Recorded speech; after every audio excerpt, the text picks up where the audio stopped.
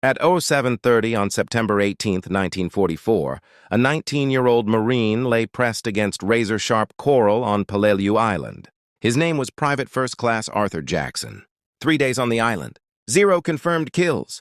Surrounded by dead and wounded Marines. Ahead of him stood 6 reinforced concrete pillboxes, each one filled with Japanese soldiers trained to die in place. Behind him were Marines who could not advance. To his left were Marines who could not retreat.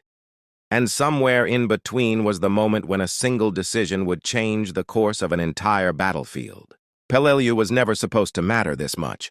When the 1st Marine Division landed on September 15th, American planners expected a 4-day operation. General William Rupertus promised his men they would be home by the weekend. Instead, Peleliu became one of the bloodiest battles in Marine Corps history. The Japanese commander, Colonel Kunio Nakagawa, had rejected traditional doctrine. No banzai charges, no suicidal rushes into machine gun fire. Instead, he turned Peleliu into a fortress. Concrete bunkers carved into coral ridges, hundreds of yards of underground tunnels, interlocking fields of fire designed to trap attackers in kill zones. The Marines didn't fight an army, they fought the island itself. By September 18th, Jackson's regiment, the 7th Marines, was pushing into the southern sector. Their mission was simple: break through the defensive line blocking the airfield. The reality was anything but simple. The Japanese pillboxes were nearly indestructible. Grenades bounced off, rifle fire ricocheted. Every assault left bodies stacked in front of concrete walls. Jackson's platoon advanced 200 yards that morning before everything stopped. A massive pillbox dominated the approach. Every movement drew machine gun fire. Every attempt to flank it ended in death. Someone had to cross 150 yards of open coral. Everyone knew what that meant.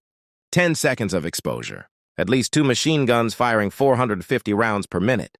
No Marine should have survived that run. Jackson understood the math.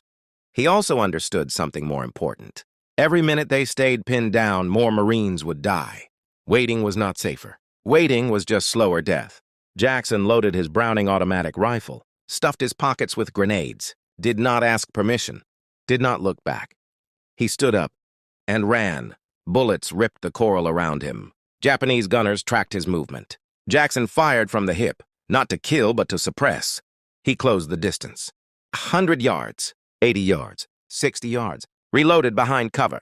Ran again. At 20 yards, the geometry shifted. The pillbox's firing slits couldn't hit him anymore. Jackson reached the blind spot. White phosphorus grenades went in first. Screaming followed. Burning soldiers stumbled out. Jackson cut them down. Then came the explosives. 40 pounds of plastic explosives shoved through the firing slit. Jackson ran. The explosion erased the bunker. 35 defenders died in seconds. The largest pillbox on the southern perimeter ceased to exist. Jackson didn't stop. He reloaded. Moved to the next pillbox. Then the next. Using blind spots. Using ventilation shafts. Using speed and violence. He destroyed 4 pillboxes in under 20 minutes. 55 Japanese soldiers dead. His bar overheated. His hands burned. His grenades ran out. And still he kept moving. Because he could hear Marines advancing behind him.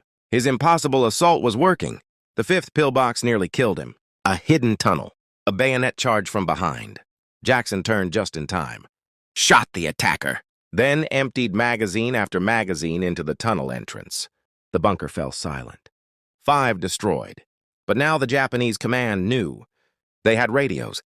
They had reserves. And they sent 40 soldiers to kill 1 Marine. Jackson scavenged ammunition. Stripped rounds from an M1 Garand.